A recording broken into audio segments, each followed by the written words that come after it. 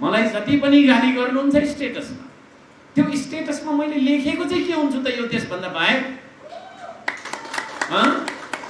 प्रधानमन्त्रीलाई संसदको रोस्टरमा उभिएर जनताको उत्तर दिनुपर्छ भन्नु मेरो गल्ती हो?